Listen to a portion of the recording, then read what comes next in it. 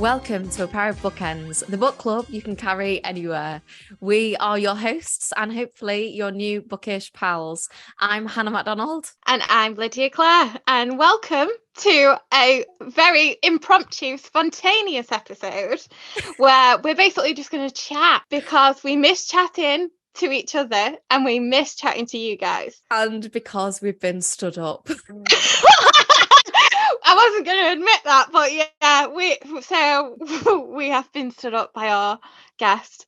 So you know what? We're not going to name drop anybody, but no, but we're going to make lemonade out of the lemons we have been given. Yes, so it's 25 minutes into said interview and this person is not here. So let's go back to we've not done a minisode in so long. I don't think we've actually done it since December, January. What are you currently reading, Hannah? Tell me. Are you allowed to say? Yes, I was going to say what I've just finished reading, but there's no point because that would be name dropping said guest.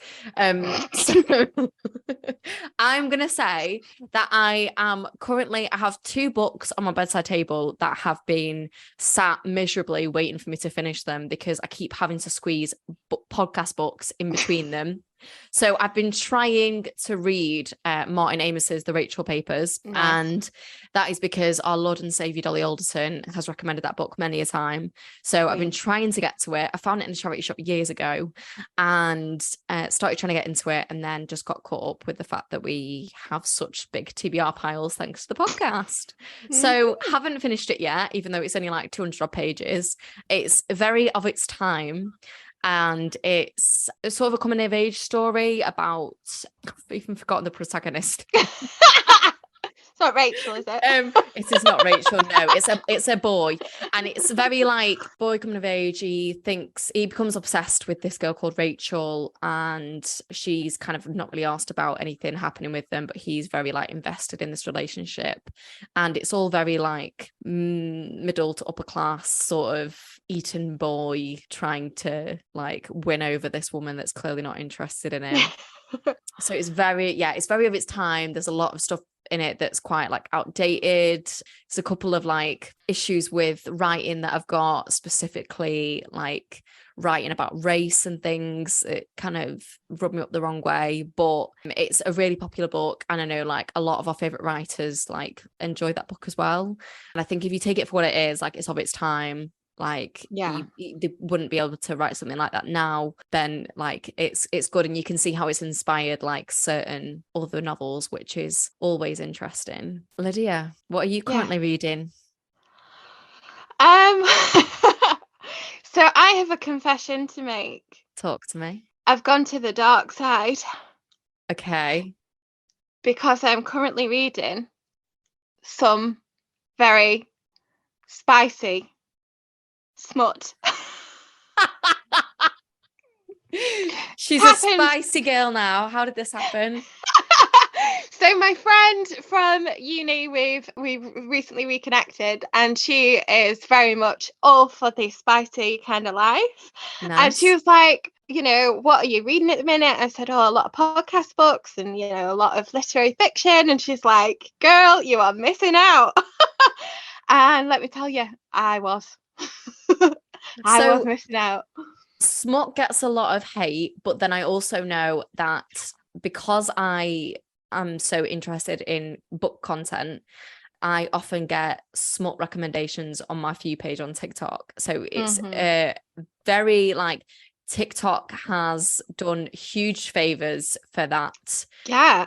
Genre. Absolutely. And I've been seeing it in the bookstore that I work in, like literally the amount of people that are coming in for like spicy reads or for like romance, but then people definitely want to up the ante with the romance now, and they really want to see some spice in there. And you know, there's so much snobbery around it. Like you feel like if you say like, oh, I'm reading this at the moment, people are gonna like judge you or whatever, and that's really not how we should be at the minute with the book community. Like for me, like read what you want to read, you know, within reason, obviously. But I just think like there is nothing wrong with spicy books, but I do think that you've just got to have more of an awareness of the content of it. So first of all, you need to know what's going to happen in it. So a lot of the times the book I'm reading at the minute is Priest by Sierra Simone. And it's really good, but it starts with a massive trigger warning of like, here's the things that you need to know before you read it. So you do have to have a bit of a different head on, and you do have to kind of just go, I'm not here for the, you know, top tier prose, because that's just not what it's there for. But it's just like watching reality TV or watching, you know, or listening to like really mainstream pop or something. Like people will go, oh, you're that type of reader, or you're that, you know, you like that. But actually it's really good and really fun. And if you are like us and you mainly kind of read that kind of like quite heavy, dark literary fiction, what a great little holiday you can have just dipping into one of these books. So yeah, so I'm reading it. It's actually really fun and really enjoyable. And I just think it's personal, but I need to get over being embarrassed about reading things like that, because you know what, I practice what I preach and say actually it's really good. And if you want to read Icebreaker, which is doing the rounds at the minute, and that's something that you're going to enjoy, then go for it. Like we don't turn our noses up at people that read like Taylor Jenkins Reid or anything like that. Like we don't anymore. No, but we used to. Taylor Jenkins Reid, Daisy Jones and the Six is one of my favourite reads of this year. And this is it. Not hear a bad word said about it. Right, but you're not going to put her up for the Booker Prize, right? Because it's a different type of fiction. And like I'd say even 5 years ago, that kind of fiction was still being looked at as, you know, inferior. Yeah. Whereas now it's got more mainstream. It's like, actually, no, you know, it's perfectly fine. And we have all these massive fans of her. And the same with like Colleen Hoover. Loads of people are massive fans of Colleen Hoover. And it's the same kind of thing. Like when people are like want to buy a spicy book and things, it's like, oh, this is awkward, or I shouldn't. And it's like, no, it's just like buying a film that's 18 plus. Like, just do it. Like, it really shouldn't affect you, but it does. So I'm here as the smut advocate to say, read more smut. I feel like we need to get the girl I was just telling you about on TikTok. I feel like we need to get her on the podcast for some spicy book recommendations. Absolutely. She makes me laugh so much. I think you say her name, Kira Lewis, but she's got like 1 million followers on TikTok. For our listeners that haven't seen her before, I would just say like go look at her videos. Like she's hilarious. She always makes me laugh. She always talks about spicy book recommendations and like stuff that she's watching, and she is just she's just hilarious. And just there's some things that you wouldn't kind of dare to say online. Like she just doesn't give a book. So, I love it. I love it. I have huge amounts of respect for that. Do you think you are going to stay on the dark side? I think I am. I think I've been recruited, you know, or I've been strapped down to the bed of smut and I can't get back up. I've got a safe word. It's fine. I love it. But no, I think I would definitely, like, I want to read the rest of the Priest is in a series. So I think me and my friend are going to read the next 2, and then we were talking about probably getting on Icebreaker because everyone's saying how good that is, so we'll give it a try. And honestly, I've always been the type of reader, and you know this, Bookends, you know this, that will read literally anything. Like if you tell me it's good, I'm gonna have a go. And so this was again another experiment of like, oh, I wonder if I like it. And I do. I do. Very good. So so go pick up some smut. And we are going to be having a break from recording from the second week of August until the second week of September. And that means we get a break from podcast books. So Lydia, what is on your TBR pile for that month break? Oh, now you're asking. Definitely a Stephen King, because I've not read one this year. So shocked. You've not read one this year? No. That is bad for you. This is the problem. This is the podcast conundrum, because I've read so many brilliant books, but I've not gone back to my old favourite. So I definitely want to read that. And I think I would love, I'm like looking at all my books like, oh, what next? I really want to read Giovanni's Room by James Baldwin. So Nice. Classic. It's tiny, but I've heard it's like absolutely just incredible. And I think lastly, I want to delve into The Fraud by Zadie Smith. Luckily I got a proof of it, so I shall be hopefully getting to that, but that's a bit of a chunk, so it depends on how much time I get, but yeah, that would probably be off one. The press. What about you, Han? I am hoping to read I'm a Fan by Sheena Patel, because I've been wanting to get to that for so long. Even before it was even longlisted for the Women's Prize, I've been wanting to read that. I've been wanting to get to some of the books that you've been raving about this year. So Romantic Comedy by Curtis Sittenfeld, really good actually, by Monica Heisey. Those are two books that I'm like, I really want to get to because you raved about them so much and other people have raved about them so much.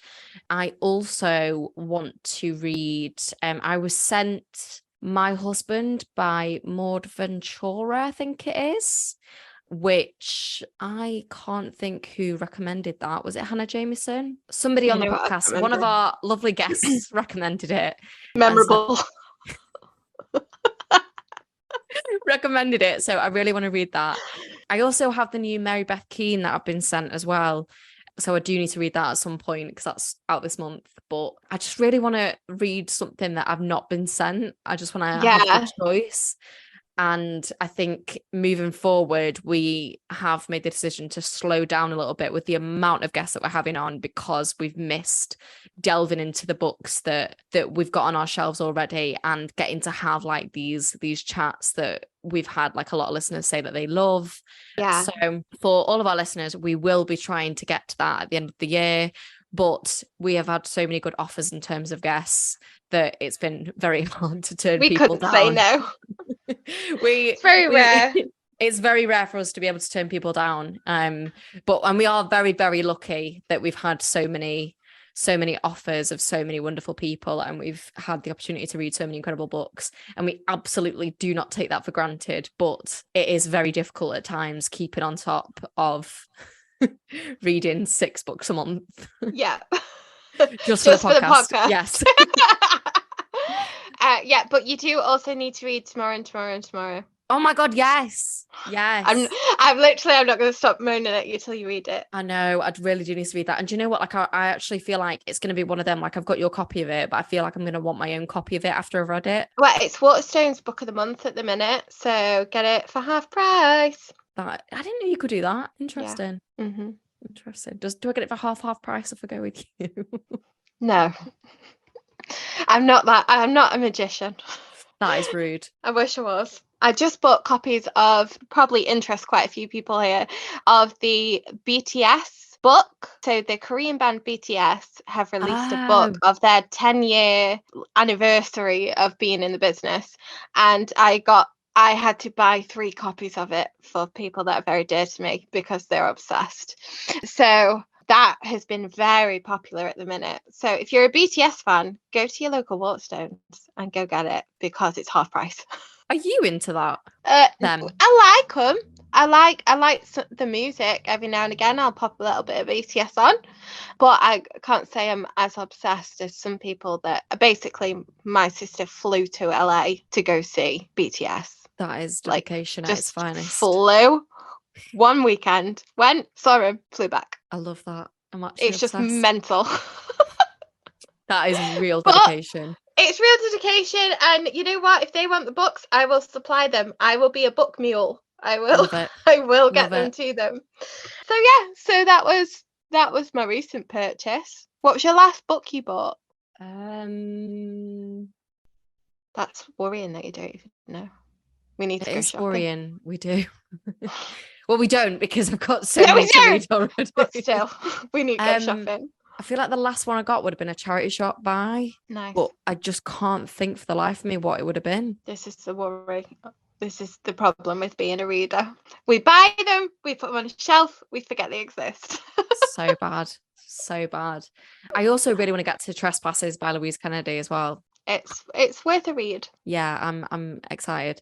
Lydia, have you got any cultural recommendations for us that aren't books? Oh gosh, well, can I say a game? Yeah, go for it. There's no rules, is there? We make the freaking rules. Why am I asking? So I've been playing Forza Horizon 5 and I got a bit obsessed with it because I've made a little playlist to listen to whilst I play this game. Nice. And it is the best escapism. If you like car games, the best escapism, barring a book, that you can get. I love it. I've been playing the heck out of that. I mean, I love that you're enjoying that so much, but I personally have no idea. I know. It's a card game. At all. Some of our bookends will know what I mean by Forza. I'm sure Billy will know what you're on about as well. Billy but will know. Billy will get it. I have just never been a gamer. I attempted it once during lockdown and it just wasn't for me. I got made to play by my boyfriend and our best friend. I got made to play this game that was like a horror game. It was all full of like jump scares and stuff. And within about 10 minutes, I took my headset off and I was like, I'm done.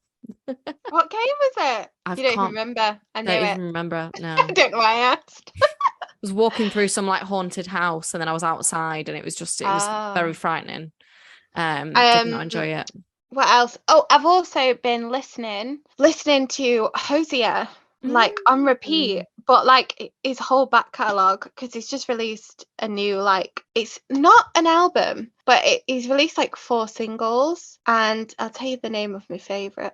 The song that I like the most at the minute is Unknown/Nth, and it's incredible. Like, I think that there is, at the minute, there's no one writing music like him.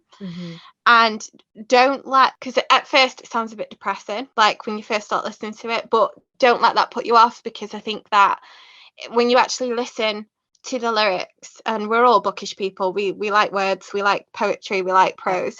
If you listen to the lyrics, they're just impeccable. Like, this guy could write the telephone book and sing it, and you'd be like, yeah.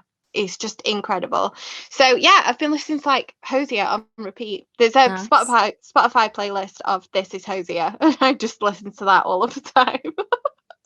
Just imagining being in love with him and him being in love with me. It's gonna happen for you. I truly believe that.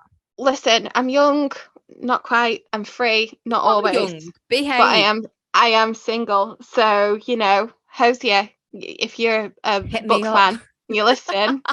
DM me, I'll send you my digits. He has got a gorgeous voice. Yeah. And face, which helps. I haven't seen his face. He's like a bit rough, bit rugged. Nice hair. Hair you could pull. I've been reading too much smut. Yeah, you really have. Oh, he is quite nice. I told you, right? Interesting. Honestly, I'm available. I just need to send my vibes out into the world and he'll come back like a magnet. Did he used to go out with Taylor Swift? I'm not even talking about it. I'm not talking about his. No, we don't talk about that. Okay. Well, what I've been enjoying recently. Moving on. I have started watching finally the adaptation of Daisy Jones and the Six. Oh, finally! Yes, and I have watched 3 episodes so far, and I am loving it. I think it's such a good adaptation. I think the casting is brilliant. I didn't know how they were gonna adapt it to screen because it's all very interview style in the book, and I think they've done a wonderful job. And I fully believe, Lydia Claire, that you will be completely obsessed with it. When you read and watch it. I keep resisting. I'm resisting. No, I don't stop know why. resisting it. No, stop resisting. You'll love it. You really will. And like, I really didn't think I was going to love it. And I was just like obsessed. So yeah, would highly, highly recommend that. Is Sam Claflin in it? Yes. Very good casting. Oh, my interest has been piqued. And I am currently watching season 2 of The Bear. Oh, don't, because I'm so annoyed I can't get it on my telly. It was on Disney Plus and it's not now. I'm in love with The Bear. First season. So good. Yeah. What's the brother called? I can't remember his name. It's not Johnny, because I'm in love with his eyeballs. He's got the best eyeballs, like, around acting wise. They're like deep pools of knowledge. Richard. Richie? Is it Richie? Yeah, but it says on his thing, Richard Yeah, Richie, you're right, Richie, yeah. Richie, yeah. Well, Richie, his eyeballs are very good. And Carmy. Jeremy Allen White is so beautiful. Don't even, well, he doesn't need bigging up because he's big enough already. I've heard he's newly available as well. Is he? Yeah. No, he's not. Yeah, oh, him and his wife have they've gone not. separate ways. I know it happens to the best of us. That is so sad. It's sad, and I could they've actually got don't they look so cute together as well? Wow. Oh my god, I didn't know he's only 32. Yeah, he's in my age bracket. For God's sake. Set those dials on Hinge. It'd be in that age bracket. Do you know what? This is where I would say, like, if two men were doing a podcast and they were just talking about women in this way, we'd be like, misogynists. Listen, if you want me to talk about some women, I can talk about women. Hello, Margot Robbie. Hello, Barbie. Please. Cannot wait to watch it. Hello, Florence Pugh. Oppenheimer. Yes. I'm living for Florence Pugh and Emily Blunt. Like, although me and Billy are not friends, because I said that we need to do a double bill of Oppenheimer and Barbie, and I said it needs to be Oppenheimer then Barbie, because Oppenheimer's meant to be very depressing, then Barbie lifts you up. End with a good note. End on a good note. You feel born positive. Oppenheimer, I have no doubt that it'll be an amazing watch, but I also know it's meant to be very depressing. So I want to leave on a like, oh, that was fun. I enjoyed that. Billy is like, no, we are doing it the other way around. Yeah, because he's like, I'm not going to enjoy Barbie as much because he's such a film connoisseur or whatever you'd call it. Like, it's Greta Gerwig. It's I said brilliant. That. I said this. It's not Barbie like they think it's Barbie. No, but he's like, no, because when I watch Oppenheimer, you're going to walk out the cinema and be like, that was amazing. And I'm like, no, like, I don't want to leave feeling sad about my life. I want to leave feeling like, oh my God, that was so fun. I fucking love Greta Gerwig, which I know I will do, but he's having none of it. So no, it'll have to be a stalemate. We'll have to go together but sit in different cinema screens, watch them in tandem. Swap over. Yeah, I'm not happy about his choices, but here we are. So that was our very random mini-sode, and I feel like I've revealed too much of myself. I think once again. We love it. We love it. We're back. We're back, baby. We are hoping to get to do at least one mini-sode a month or every other month. But we really, really want to bring this back. So let us know if there's anything that you want us to speak about, any books that you want us to read. We will try to get to all of those things. And yeah, we hope you enjoyed our ramblings again. And we will be back in your ears next week. That's so cheesy. We'll be back in your ears. That's what they say on the Cool Kids podcast. We'll be filling your ears. We'll be filling your... You've been reading too much smut. Fuck off. Okay, right. That is it. We are done. Thank you so much for listening to this episode of A Pair of Bookends. Lydia is done for the day and removing her from this Zoom right now. I've got to go out. Please don't forget to rate, review and subscribe, as it helps to boost us in the charts. It also helps to fund Lydia's smut buying collection. You can follow us at A Pair of Bookends Pod on Instagram and at A Pair of Bookends on Twitter and TikTok. And threads. Oh my gosh, and threads.